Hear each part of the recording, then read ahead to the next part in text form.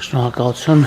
պարոն փոխվարչապետ, հարգելի գործընկերներ, կառավարության 2023 թվականի նոյեմբերի 2-ի 18:90 որոշմամբ սահմանվել է մասնակցային բյուջետավորման գործընթացը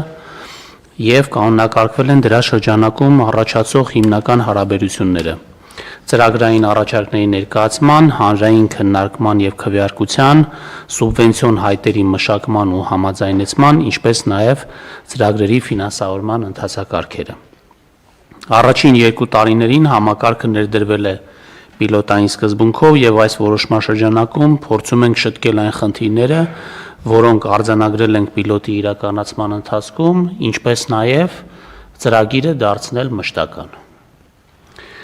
Հիմնական փոփոխությունները վերաբերվում են քվեարկության մեխանիզմի հստակեցումներին, գործող կարգավորումներում լիարժեք հաշվի առնված չէ համայնքի խոշոր եւ փոքր բնակավայրերի միջև մրցակցային հնարավորությունների տարբերությունները, ներկայումս քվեարկության յուրաքանչյուր մասնակից կարող է քվեարկել առավելագույնը 3 առաջարկի օգտին, անկախ նրանից, թե դրանք վերաբերում են համայնքի նույն թե տարբեր բնակավայրերի։ Միաժամանակ, անկախ բնակավայրի բնակչության թվաքանակից առաջարկների անցողիկ նվազագույն շեմը սահմանված է համայնքի քվեարկելու իրավունք ունեցող բնակչության 1%-ի չափով։ Առաջարկվող փոփոխություններով սահմանվում է, որ քվեարկության մասնակիցը կարող է քվեարկել առավելագույնը 3 առաջարկի օգտին, եթե դրանք վերաբերում են համայնքի տարբեր բնակավայրերին։ Նույն բնակավայրի համար ներկայացված առաջարկների դեպքում հնարավոր է քվեարկել միայն մեկի օգտին։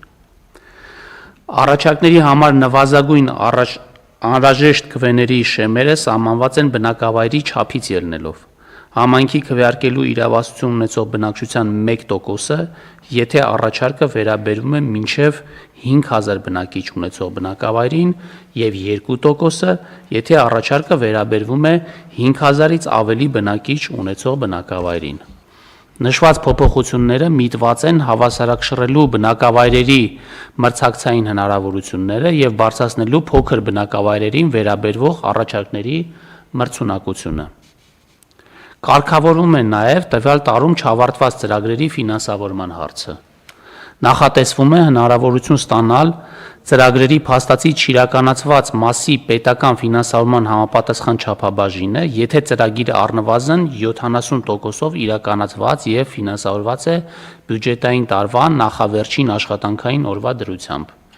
Արդեն սկսած ծրագրերի ավարտի վերջնաժամկետը կարող է երկարացվել առավելագույնը 6 ամսով։ Միաժամանակ նախատեսվում են տեխնիկական եւ ընթացակարգային բնույթի կարգավորումներ, ինչպես արդեն ասեցի, 26 թվականից մասնակցային բյուջետավորման գործընթացը դառնում է մշտական եւ տարածվում է այն համայնքների վրա, որոնք սահմանված են տվյալ տարվա պետական բյուջեի հավելվածով։ Գործընթացը համայնքներում սկսվում է նախորդ բյուջետային տարվա ընթացքում, իսկ սուբվենցիայի հայտերի վերջնաժամկետը սահմանվում է մինչև մարտի 1-ը, ներկայիս ապրիլի 1-ի փոխարեն, ինչը հնարավորություն է տալիս ավելի երկար ժամանակ հատկացնել ծրագրերի իրականացման համար։ Սուբվենցիայի պայմանագրերում ամրագրվում են ծրագրի նպատակը, տևողությունը, ցուցանիշներն ու արդյունքները, ֆինանսավորման չափն ու համաֆինանսավորման պահանջը, ինչպես նաև ծրագրի վերահսկողության եւ հաշվետվության կարգը։ Հաշվի առնելով նախորդ տարիների արդյունքները եւ առաջարկվող նոր կարգավորումները, ակնկալվում է, որ մասնակցային բյուջետավորումը կշարունակի զարգանալ որպես արդյունավետ գործիք, խթանելով համայնքների կայուն զարգացումը եւ բնակիչների ակտիվ ներգրավումը համայնքային առաջնահերթությունների ձևավորման, որոշումների կայացման եւ իրականացման գործընթացում։ Շնորհակալություն, խնդրում եմ հաստատել։ Նախարար, իսկ սկզբնական բովանդակությունը մի հատ ավելի պարզ կբացատրեք, բայց մենք ինչ նպատակ ենք հետապնդում։ Մասնակցային բյուջետավորմամբ համայնքների բնակիչները հնարավորություն ունեն առաջարկել նախագծեր իրենց համայնքներում բյուջետավորման եւ համայնքի բնակիչները կարող են քվեարկել, այսինքն ոչ թե կարող են, այլ քվեարկում են այդ նախագծերի օգտին։ Ես ուղղակի մի քանի թիվ կուզենամ հնչեցնել։ Մենք 2024-ին այս ծրագիրը իրականացրել ենք 4 համայնքում,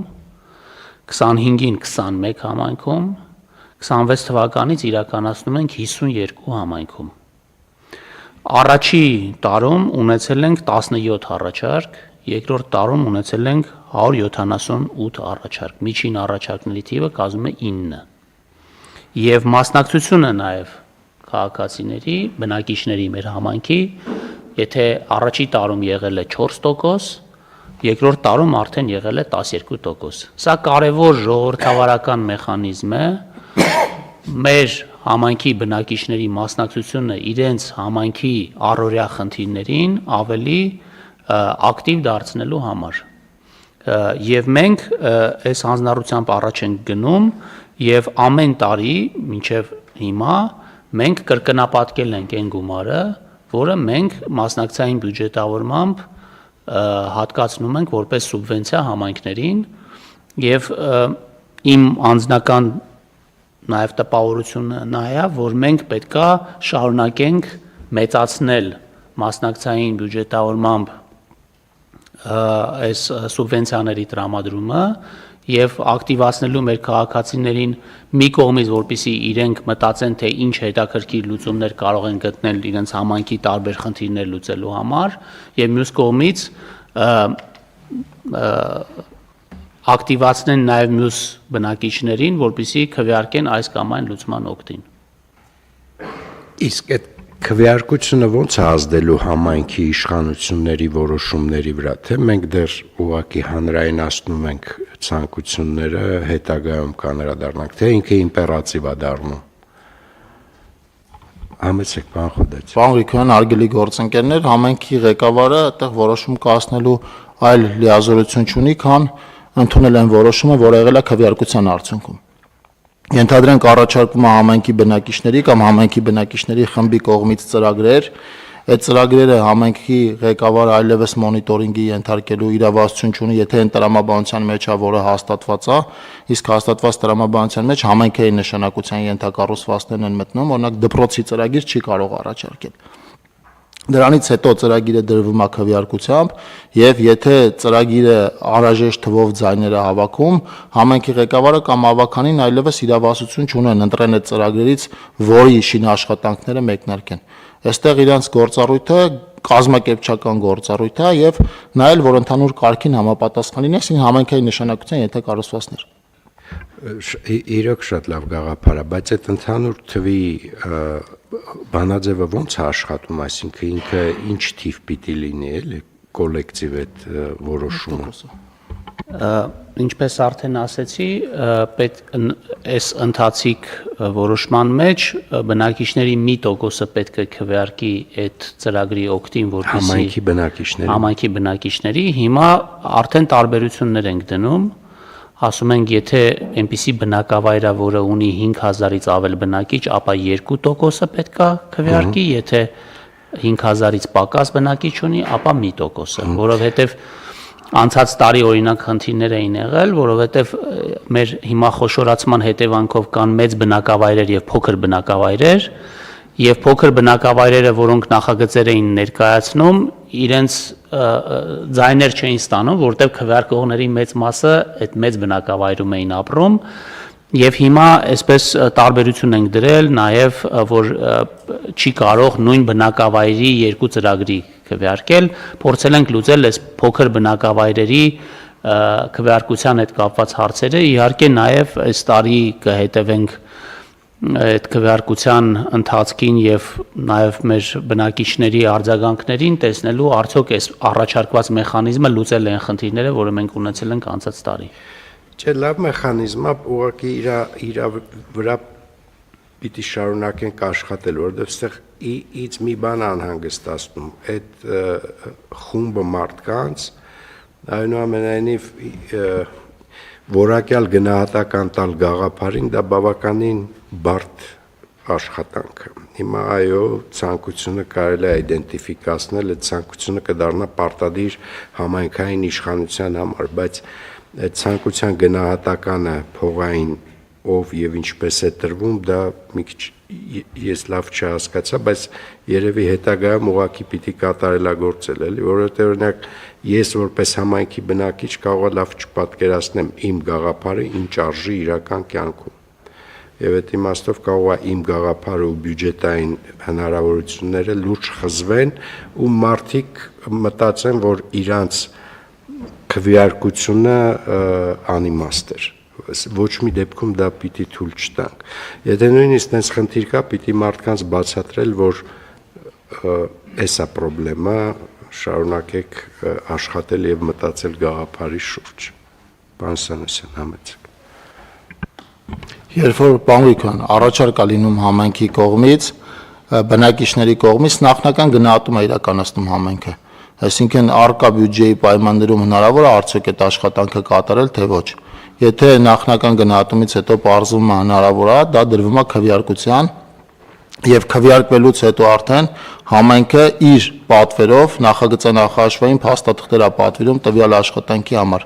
Տեսականորեն օրինակ, եթե մեր ամբողջ բյուջեի այն համամասնությունը, որը հանրապետության X համայնքին է բաժին ընկնում, օրինակ 50 միլիոն դրամ է պայմանական ասած, օրինակ չի կարող համայնքի բնակիչը կամ բնակիչների խումբը 1 միլիարդ դրամ արժողությամբ մարզադպրոցի կառուցման գաղափար տալ։ Դա այդ նախնական գնահատման փուլում դուրս կգա քվեարկության չի դրվի։ Հասկանալի է, իսկ որ հարթակում է այդ քվեարկությունը տեղի ունենում։ Համայնքները իրենց կայքերում ունեն հարթակներ դրված, որը ձևավորված է մեր միջազգային գործընկերների կողմից։ Այսինքն համայնքների կայք էջերի վրա կարելի է տեսնել։ Բացի դրանից ասեմ, պարոն Գրիգորյան, որ այս բոլոր համայնքները, որոնք մասնակցում են, այսինքն տարեստարի ավելանում են, դրանք այն համայնքներն են, որոնք արդեն այս process-ի միջով մի անգամ իրանց ուժերով անցել են։ Այսինքն իրանք ունեն փորձ այս քվեարկությունը կազմակերպելու։ Շատ լավ, շնորհակալություն, պարոն նախարար։ Պարոն Խուդայցյան, դուք ընթացքից գոհ եք, ինքը կիրառական է մի խոսքով, ձևական չի։ Բանկան ձևական չի, ամենքային ենթակառուցվածքների զարգացման ուղղված մեր ամենապոպուլյար նախագիծը դառնալու հնարավորություն կա։ Իհարկե պետական համաֆինանսավորման ծրագրի մասշտաբները շատ ավելի մեծ են եւ այդ ծրագիրն է այս պահին դոմինանտ, բայց ակնհայտ է, որ սա հետաքրքրություն է առաջացնում, որովհետեւ բնակիչները կամ բնակիչների խումբը կարող են թիրախային ուրեմն խնդիրներ առաջ բերել եւ երբ որ մենք մոնիտորինգ ենք անում, դրանք հիմնականում վերաբերվում են մարզական եւ ժամանցային ենթակառուցվածքներին։ Տեսակարար ամենամեծ կշիռը այս աշխատանքում ունեն մանկապատանեկան ֆուտբոլի դաշտերը արհեստական խոտածածկով։ Մենք ընթացս նաև մոնիտորինգ ենք անում որակական մասը, պարոն նախարարի նշած փոփոխությունը տարեվերջին ֆինանսավորումը տեղափոխել մյուս տարի, ինք իրականում այս մասով բարեփոխում է, որովհետև մենք նախորդ տարվա վերջում ունեինք խնդիր, երբ որ աշխատանքների 90%-ները ավարտվել, 95%-ները ավարտվել եւ այդ մեխանիզմը չէր աշխատում համայնքին փոխանցելու։ Մի կողմին համայնքը պիտի կամ առանց կատարած աշխատանքը վերցներ, ֆինանսը պահեր իր մոտ վճարեր, ինչը մեր համար ցանկալի չէր, որովհետև կարգի խախտում էր, կամ այդ վճարման կտորի վճարելը մնում էր այլևս համայնքային բյուջեի վրա որպես ծանրաբեռնվածություն, այս փոփոխությամբ կկարողանանք հիմնական արած 70 եւ ավել տոկոս կատարողական ներկայացածի դեպքում ծրագիրը տեղափոխել այնպես, ինչպես սուբվենցիոն մեր աշխատանքները։ Բայց Երևան քաղաքը այս ալգորիթմի մեջ չկա։ Երևան քաղաքը այս ալգորիթմի մեջ չկա, ելի են տրամաբանության, որով չկա պետական համաֆինանսավորման ծրագրի տրամաբանության մեջ։ Մենք Երևանում ֆինանսավորման այլ տողերով ենք այնտեղ աշխատանքներ իրականացնում, որի հիմնական պատվիրատուն Երևանի քաղաքապետարն է, չնայած 2025 թվականից մենք արդեն նաև ճանապարհային դեպարտամենտով ենք Երևանում աշխատանքներ իրականացնում եւ այս տարի ալի անելու ենք։ Կարելի է քննարկումներ սկսել։ Այնուամենայնիվ ինքը մշակույթը կոմունիկացիայի շատ լավն է, այս կարծում եմ։ Շատ լավ, կարող ենք առաջարկել Երևանին առաջին տարով համայնքային բյուջեով իրականացնել, ինչպես բոլոր մյուս համայնքների դեպքում։ Պարոն Հովհաննիսյանը երբ որ նշում էր, որ համայնքները փորձ ունեն, դա հետեւյալի մասն էր, որ համայնքները մի անգամ իրենց բյուջեի միջոցով առանց պետական բյուջեի համանման ծրագիր իրականացել են։ Կարող ենք այնտեղից սկսել։ Շատ լավ, շնորհակալություն, պարոն Խուդայցյան։ Խնդրեմ, հարգելի գործընկերներ կան, հարցեր, առաջարկություններ, խնդրեմ։ Մի փոքրիկ դիտարկում էլ անեմ, պարոն Գրիգորյան, ձեր թույլտվությամբ, մենք մեր միջազգային գործընկերների հետ երբ որ խոսում ենք, այս մասնակցային բյուջետավորման ներդրման հետ կապված, ընդհանուր դիտարկումը նա է, որ Հայաստանը մեր նման երկրների հետ միասին ավելի ուշ է սկսել բայց ամենաարագն է առաջ գնում այս ուղղությամբ, ինչը շատ ուրախալի է մեզ համար։ Շնորհակալություն, պարոն Գրիգորյան, ես էլ կուզեի մեր կողմից ընդգծել արդյունավետությունը աշխատանքի, որովհետև իրազեկման այն ցուցանիշները, որ պարոն Հովհաննիսյանը նշեց, թե ինչ զգալի աճ կա առաջին եւ երկրորդ տարվա ներկայացված ծրագրերի թվի մեջ, դա նաև իրազեկման շատ մեծ ծավալի աշխատանք է, որ գործընկերները իրականացրել են ու պետք է նշեմ, որ շատ լավ համագործակցություն է ձևավորվել ուսումնական հաստատությունների շրջանում, երիտասարդական կենտրոններում նաև ծրագիրը ներկայացնելու ու շատ ուրախ եմ, որ գաղափարների մի զգալի մասը գալիս է նաև հենց երիտասարդներից եւ ուսանողներից ու սովորողներից եւ կարծում եմ, որ դուք շատ ճիշտ նշեցիք համակարգի հետագա զարգացման մասին, ես կարծում եմ, որ ինստիտուցիոնալ զարգացման տեսանկյունից մենք պետք է ավելի շատ հնարավորություններ ընձեռենք, որպեսզի նաև տարիքային շեմի որոշակի վերանայումով ավելի ցածր տարիքի մեր քաղաքացիներին էլ հնարավորություն տանք իրենց առաջարկները ներկայացնել, որովհետև սովորաբար տեսնում ենք, որ ծրագրերի հիմնական շահառուն նրանք են եւ վստահաբար առաջարկների տեսանկյունից էլ իրենք շատ կարեւոր գաղափարներ են առաջ քաշում եւ կուզեի նաև մի բան էլ ընդգծել, որ նույնիսկ այն առաջարկները, որոնք ֆիլտրվում են կամ իրենց ծավալի պատճառով կամ որևէ այլ խնդիրների, օրինակ ոչ համայնքային ենթակառուցվածքներին վերաբերելու, դրանք շատ կարևոր տեղեկատվություն են, որովհետև իրականում մենք համայնքային կարիքների գույքագրման մի քարտեզ ենք ստանում, որը կարող է ուղղորդող լինել նաև պետական ծրագրերի համար։ Այսինքն, եթե համայնքը առաջ է քաշում, օրինակ, այսինչ ենթակառուցվածք ունենալու գաղափարը, որը չի տեղավորվում ծավալների իմաստով, սա կարող է ազդակ լինել նաև պետական համապատասխան մարմիններին այդ խնդիրը ավելի լուրջ ուսումնասիրելու եւ միգուցե նաև նման հնարավորություն այդտեղ ստեղծելու, ու ես կարծում եմ մենք պիտի այդ կապերի շուրջ էլ աշխատենք, որ այդ տեղեկատվությունը նաև որոշակիորեն փոխանցվի տվյալ ոլորտային գերատեսչություններին հետագա վերլուծությունների համար։ Անկեղծ ասած ես դրա մասին էի մտածում, որովհետև հիմա այս տեղեկատվությունը, որ մենք կուտակում ենք, ինքը առանցին էլ շատ մեծ արժեք ունի բոլորիս համար, որովհետև ինքը տարիքային կապերով, ցանկությունների կապերով, տարածաշրջանային կապերով, եթե մենք վերլուծություններ անենք, ինձ թվում է շատ հետաքրքիր տեղեկատվություն կստանանք, ինչ կօգտագործենք մեր կապիտալ ներդրումների պլանավորման ժամանակ ու կունենանք շատ ավելի թիրախային արդյունքներ, իմ կարծիքով։ Շատ շնորհակալություն, առաջարկում եմ ընդունել որոշումը, հարգելի գործընկերներ, ովքեր են դեմ չկա, որոշումն ընդունեցինք, շնորհակալություն պարոն նախարար։ Հաջորդ հարցը